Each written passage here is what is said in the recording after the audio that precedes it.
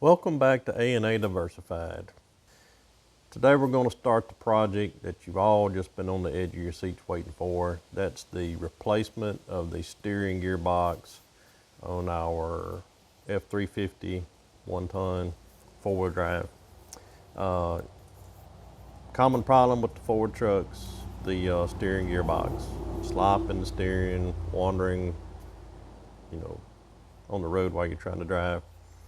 So today we're going to start that project. And so sit back, relax, get you a cold drink, snacks. This is A&A.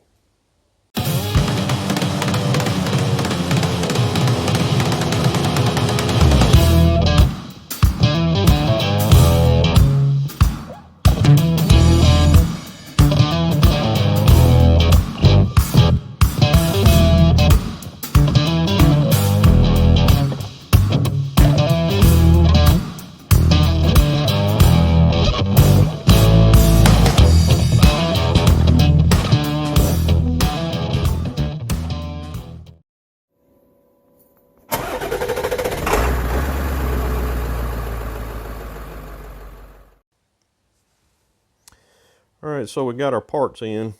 Got the new pitman arm. Nice.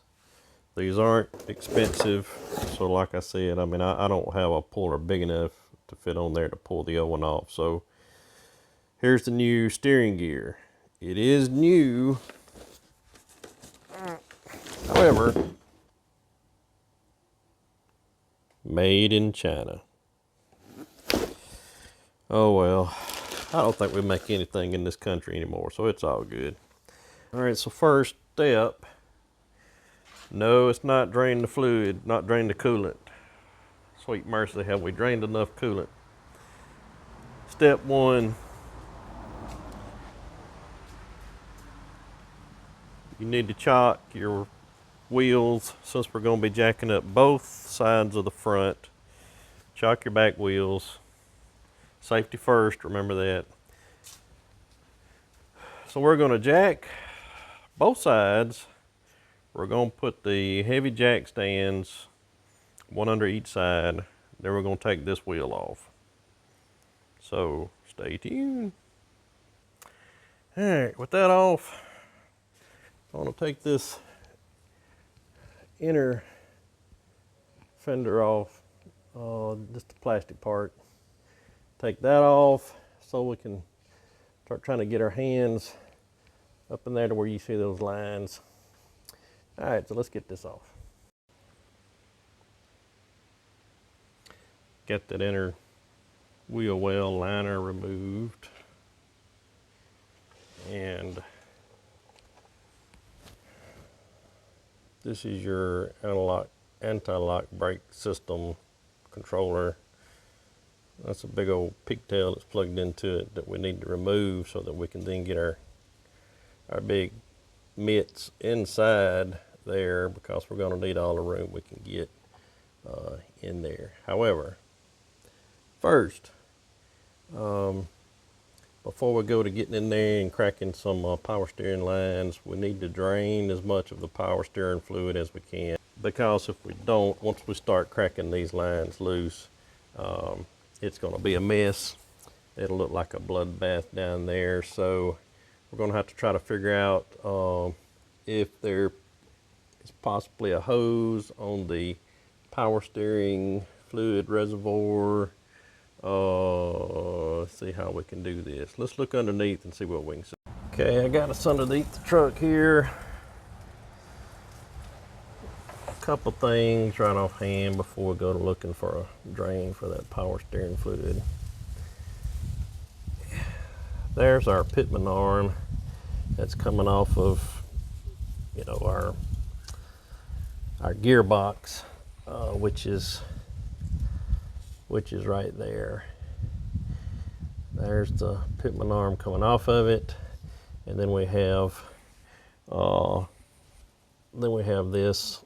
I don't know what you'd call that. It's a tie rod Well, I guess that's your tie rod. Okay, this is the strut. This is the tie rod.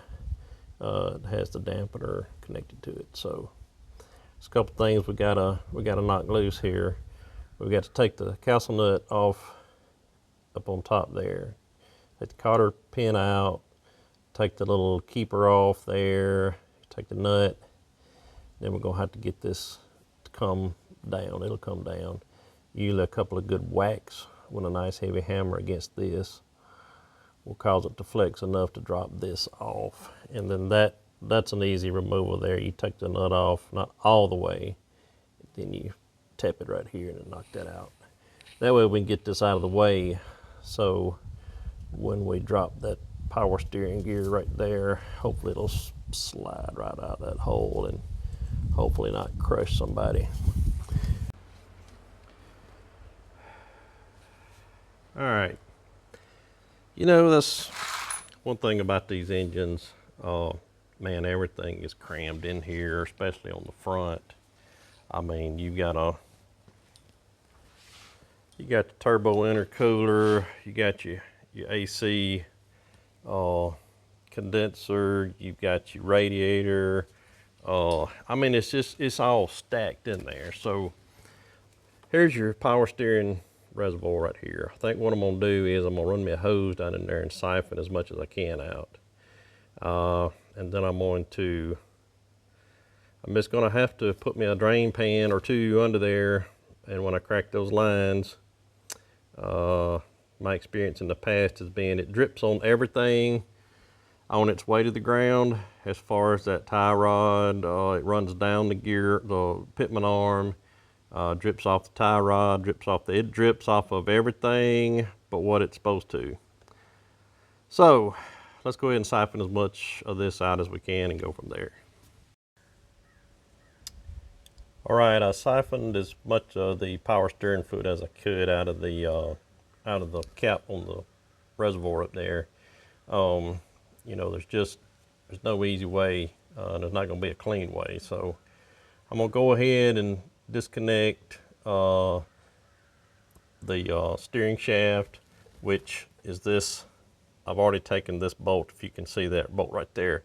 I've already taken it most of the way out. That's where the steering shaft connects to the gearbox. I'm going to take this bolt out, which is a pinch bolt that holds this onto the little shaft of the gearbox, and I can slide this whole thing up because the steering shaft is telescoping. You can slide it, you know, back and forth. So I'm going to do that. Then I'm going to go underneath. I'm going to remove the tie rod and that dampener off of there and the other linkage, and so then we can free everything up.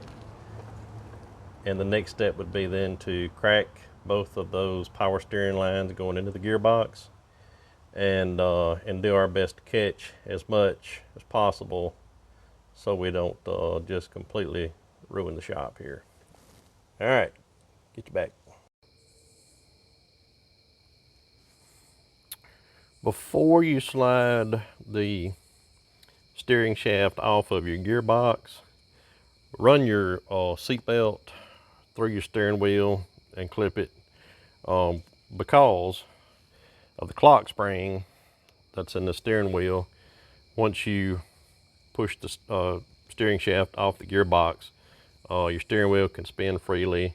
You know, somebody was to, you know, kids or whatever, maybe in your shop with you or whatever, they can spin that, and that's going to mess up your clock spring. So just run that through there so that doesn't happen. Just a little safety precaution.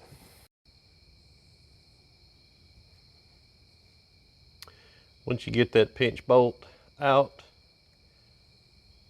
right there, your steering shaft will slide off really easily, and you'll see that's where the pinch bolt, you know, lays against your input shaft on your gearbox. All right, so now we'll go below and take the rest of the stuff apart.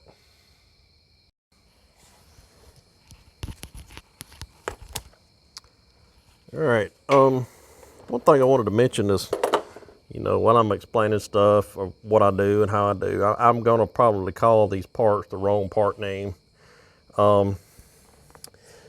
This, which was connected to the pitman arm right there. This is a drag link.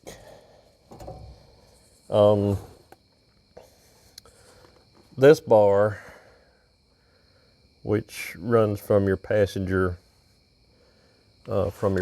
side, right there from the frame,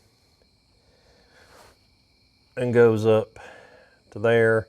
This is called a track bar. I'll call it a strut sometimes, but that's actually called a track bar. Now, this bar that runs from one tie rod end to the other tie rod end, you would think this would be called a tie rod. It's what I call it. But the correct name for it is a, let me see if I can get this right, a tie rod adjusting tube. Okay, whatever. I call it a tie rod because that's what's between the two tie rod ends. All right, the drag link did not want to come out of that pitman arm. I had to enlist the help of a good friend, Mr. Billy. So we may have to end up replacing our drag link because we've kind of got some, at least the grease boot is all boogered up, and maybe that, it looks like that is too. Anyway, we'll inspect it. So we may end up replacing that, given that we've got it boogered up. But, so, that's the pitman arm attached to our steering gear, which is disconnected from everything except those two power steering lines that you see going down into power steering gearbox. And 3 bolts. 1, 2, 3. The only thing that's holding it in there. So my next step is to get those two power steering lines disconnected. But before I do that, we're gonna have to get a pan or two under here to catch the bloody mess that will follow.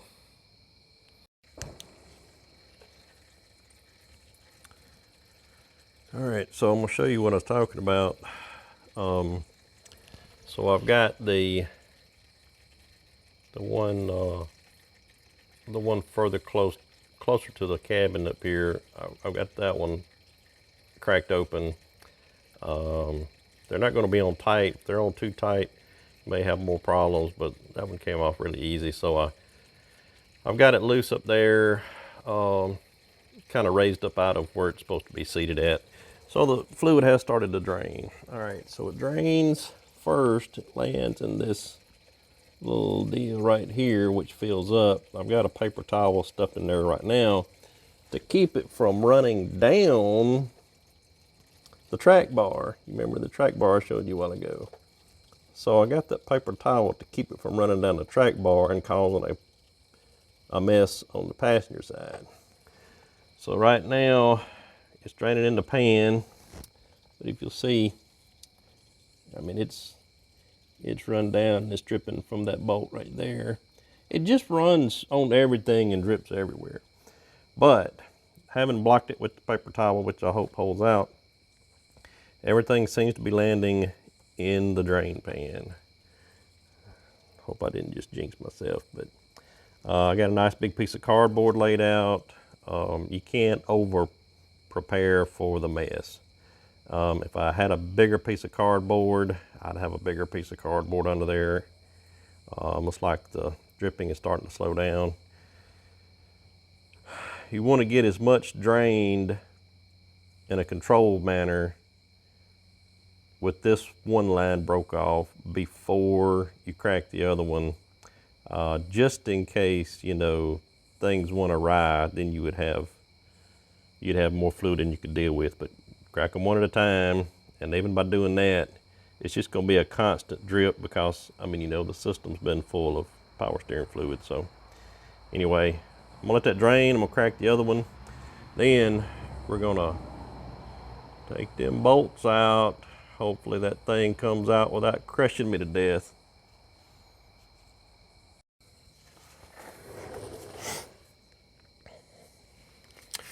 All right, well, I managed to get it out without destroying my head. So that hole's where it was. You can see the end of the steering shaft right there. But basically what you do, looking at it, I'm laying up under the front of the truck, looking towards the back of the truck. So we got 3 bolts out. And it'll sit in there by itself with 3 bolts out. Just, you know, you don't want to be moving the truck around or nothing because it's just perched there. When you get up underneath the truck, rotate the gearbox clockwise 90 degrees. That'll let you slide it right out that hole right there. And we don't have a lot of mess. It did drip a little bit on the cardboard. A little paper towel I stuffed up here on this flat plate kind of dammed it up and kept it from running all the way down that track bar. All I've got is a couple of drips on it. So far I'm really pleased with it.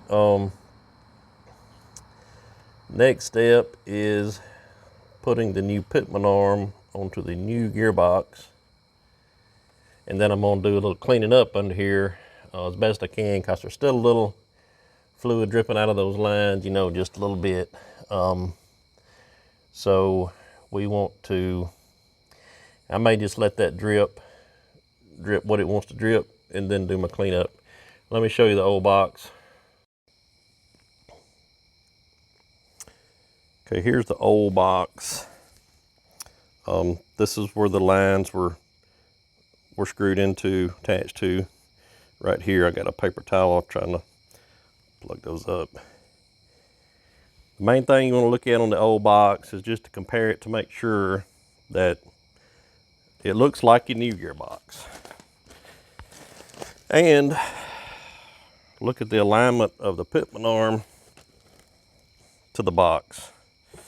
Basically, my pitman arm is parallel with the gearbox. And you don't have to be exact, and I'll show you why here in just a minute. So my wheels, when I pulled the truck in the garage, the wheels were straight. So pitman arm parallel with the gearbox, wheels should be straight. Now let me show you why you don't have to be exact. Is because if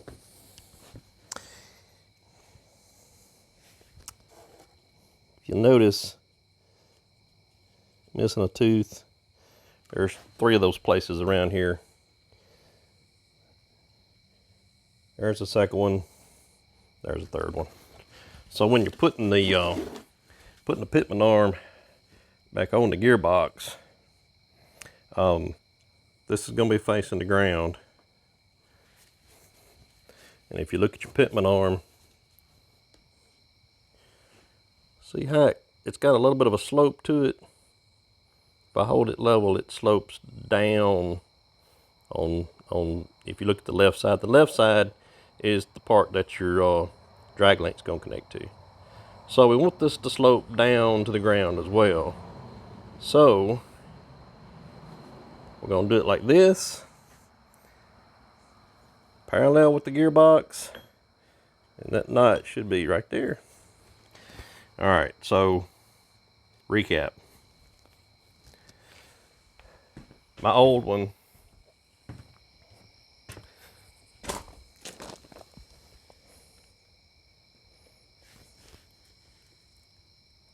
see how it's got that slope to it, kind of goes down? You want it to slope down to the ground. And I don't even think you can put the pitman arm on it upside down. I don't think it'll fit upside down. Parallel with the gearbox. It's open down.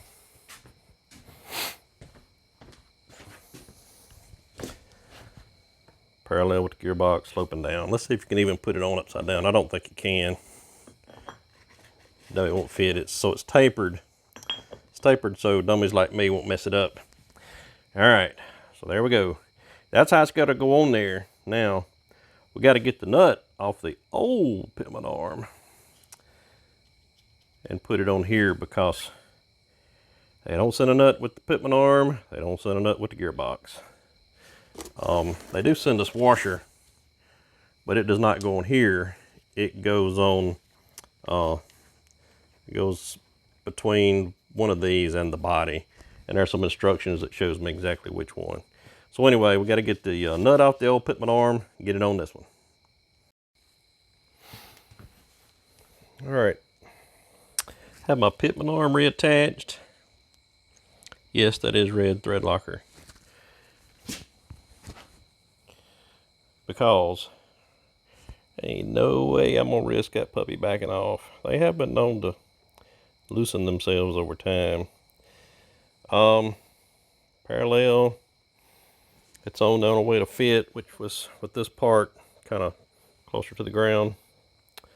The thing I did notice is the output shaft on this gearbox, which is that right there that I just attached that nut to in the pitman arm, is a slightly bit longer than the original. So as I was testing my fit, I could get the tip of my finger between the rim of the case and the pitman arm. Well, now that I've got this on as tight as I can get it, I've got some play in there. I can get my tip of my finger in there, and I still got about a quarter-inch play in there. And I was wondering what was wrong. I didn't have my nut tight enough, but I did. It's just because this shaft is slightly longer than the original, and it's not going to make any difference because this truck isn't lifted. It's still stock. So if this pitman arm, and I haven't measured the case may be shorter to accommodate a longer pitman arm, or it just may be a longer pitman arm. But if it's a quarter of an inch longer, trust me, you have absolutely nothing to worry about. So here's another little piece of information is this gearbox comes with two little bitty tiny O-rings. The power steering lines that we took out of the old gearbox, on the end of each one of them is a little tiny O-ring. Please don't forget that step, because you will kick yourself never-endingly once you get it all put back together and when them lines are leaking because you had a rotten O-ring that you reinstalled. And it's hard to tell that they're on there. You got to look close. But anyway, look in your box. You'll have two O-rings. If not, you'll need to go and purchase some. Definitely replace those on the ends of each power steering line going into the gearbox. We have the new gearbox installed, and I have a couple of concerns. I'm going to share them with you right now. Power steering line that's closest to us that we can see the best right there. It kind of got tight, but it really bottomed out in the hole before it really got tight. I'm hoping that that's not an issue. The old box, it wasn't like that. I look back at the video I took, but this one is, I mean, it's bottomed out before it really got tight. I'm a little worried about that. Another issue,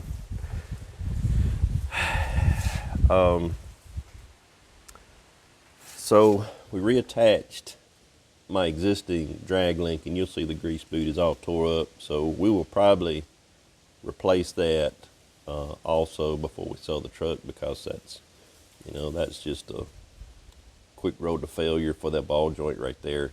But anyway, So I attached the drag link, but you know, nothing had moved. I hadn't moved the wheels, so the drag link hadn't moved. So I had to adjust that drag link. I mean the pitman arm. I had to move it over just a touch in order to get the drag link connected, which in turn, of course, turns your input shaft. So it wasn't quite in the same place as it was. And now the steering wheel is off center. Now I'm not sure what all that means, and it may be okay because this truck, once before, the bolt that holds your two-piece steering shaft, that's that silver rod right there. Yeah, that rod right there. It's a two-piece. It's there's a bolt. I don't know if I can capture it on the video. There's a bolt in that thing right there. There it is. That holds the two-piece shaft together. Well, once upon a time, that bolt came out. Luckily, we were going at a low speed on a side road, and we were able to pull over. So the steering wheel in this truck may not have been in the exact right spot to begin with, but I don't know. So what I've got now is I've got the passenger side, I've got the tire jacked off the ground. We've got jack stands there and there. So what we do now, and I'm gonna test all that right now with what we're about to do. You have to bleed. Some people call it priming the system. Some people call it bleeding the system. So we drained all the power steering fluid out of it. Now we got to put power steering fluid back in it. What you do is you top off, fill this reservoir up with fluid. Do not start the truck. Do not start the vehicle. Then we're going to rotate that steering wheel full left, full right, full left, full right, over and over and over. Keeping a check every couple times on that power steering reservoir. It's going to go down as we're doing this, and we want to keep it topped off. We keep doing this until you no longer see a drop in the fluid in the reservoir. All right, let's get started. All right, I've got my first quart of power steering fluid, which filled up the reservoir. If you'll see, you can see it right there. It's full to the top. So we go inside the vehicle. Now, here's where I want to kind of test the gearbox. Not paying attention to the misalignment of the steering wheel. I want to test the gearbox to make sure it's pointed or it's set in the very middle, or wheels pointed straight ahead. So given the position of the wheel, I'm going to turn it to the right till it stops. I'm going to count how many times that is. Then I'm going to turn it back. Then I'm going to turn it to the right and see if it's the same number of times. Hopefully that's the case, and then all we've got is a misaligned steering wheel, which I've ordered a clock spring because this truck, the cruise control doesn't work. There's two things that could cause that: bad clock spring, or there's a little sensor on the bottom of the brake master cylinder that, you know, when you press your brakes, it tells the cruise control to cut off. That sensor could be bad. More times than not, especially since this one, you know, the steering shaft, the little keeper bolt came out, and this steering was free spinning. It could have damaged it, and so I'm going to replace the clock spring. And when we do that, that'll give us an opportunity to get this steering wheel off and get it recentered. So, all right, let's start. We're going to go to the right. So this spot, the cruise controls right here are in about the 7 o'clock position. So we're going to go to the right, see how many times we can go. That's one full. I was able to go 2 full rounds with it. So now I'm gonna go back. That's 1. All right, that's 2. About right there. All right. At this point, we're gonna go and we're gonna check the level in the power steering fluid. All right, it's still full. It's waiting for me to go to the other side. Wheels are still pointed straight ahead. So let's go to the other side. When you get 2 full out of it, and then all we've got is a misaligned steering wheel. So here we go.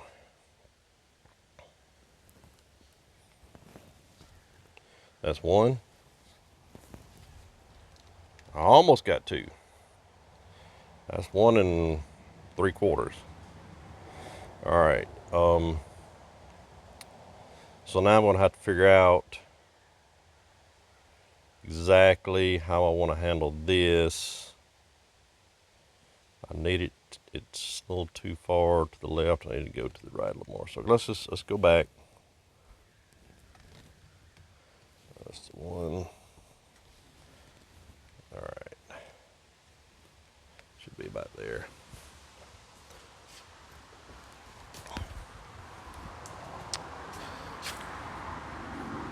Just come back to the left, just touch.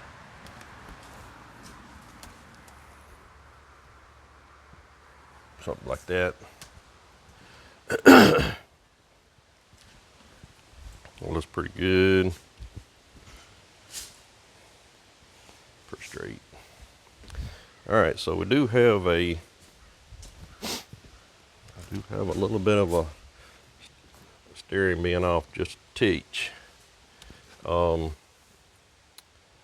So there's a couple of adjustments. We can adjust the link on the drag link. There is a sleeve.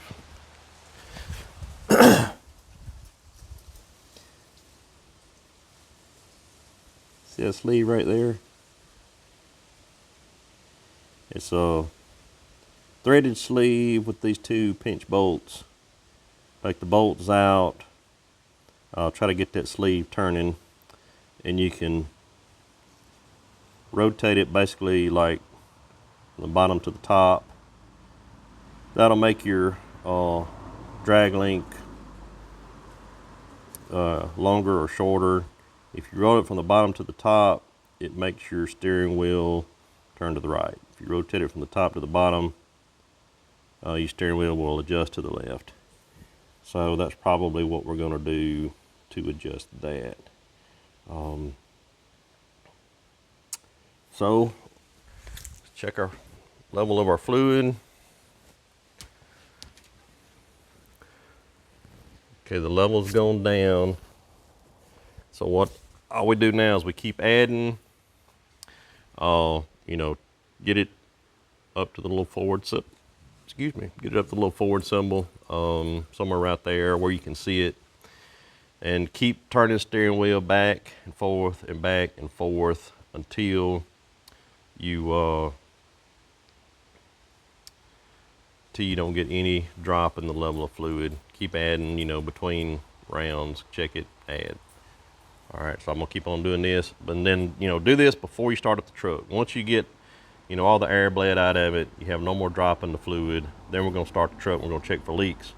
And that's where, I'm worried about that one power steering hose that, it's tight, but the hexagonal head tightened up on the cast iron case before the flared end with the O-ring on it tightened up. That's what I'm worried about. So, and if that's the pressure line, which I'm not sure which is the pressure and which is the return, if that's the pressure line, it could be a problem. That's what I'm worried about.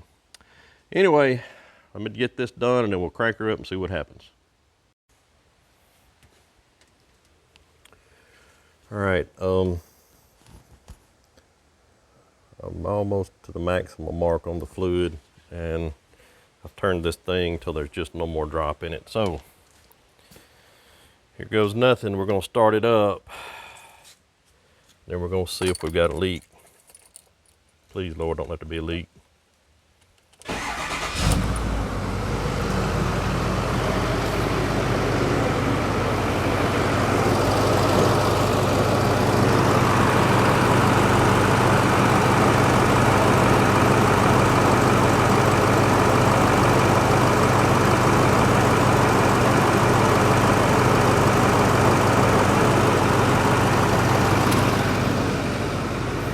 Okay, I'm not seeing a leak. We'll go ahead and we'll turn it a couple full revolutions of the steering wheel. Finish bleeding whatever air may be in there out.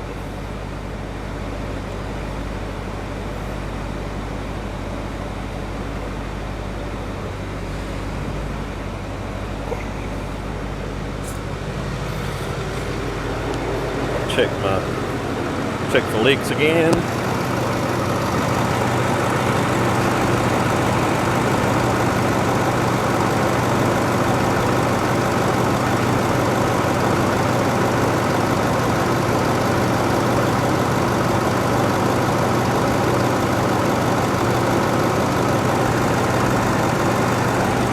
Praise the Lord, we don't have any leaks.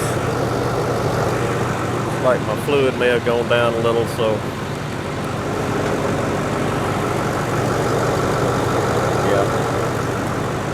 let me go ahead and top that off. Okay, I got my fluid top back off, just below the forward mark there, forward emblem. Let's do a couple more rotations.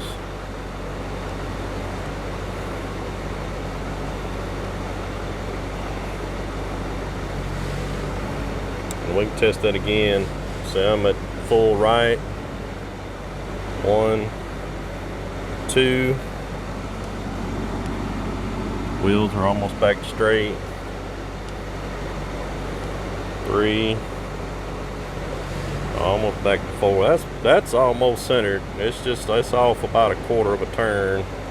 And I'm gonna adjust that with that drag link. Let's check for leaks one more time. And I'm going to claim victory on this. What did Andy do with his flashlight? Y'all know that song, Hallelujah, Thine the Glory? Man, that's ringing in my ears right now. Tell you what, no leaks. No leaks.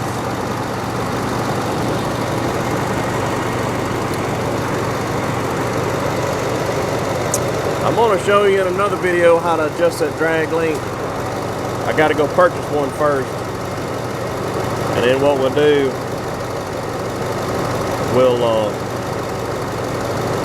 we'll adjust that steering wheel while we're installing that new drag link. And then we'll put the tire back on. Well, we'll get the tire back on actually before that, but anyway, that's gonna do it for this video. It's not the simplest job in the world, but it's not the most difficult. You can do it. Take your time. Don't be afraid to ask for help. I had to ask for help from my buddy Billy on this one to get the drag link broke loose from the pitman arm. Sometimes, you know, you just need another set of eyes to look at it, and maybe somebody with a better tool.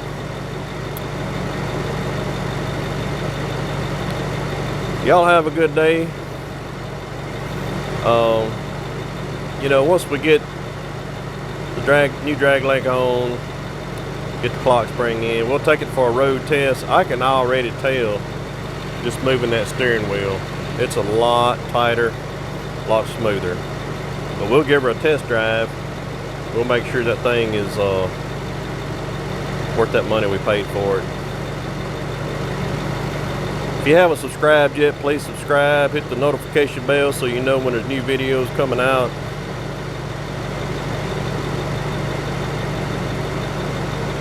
Remember, be kind to one another. See you next time.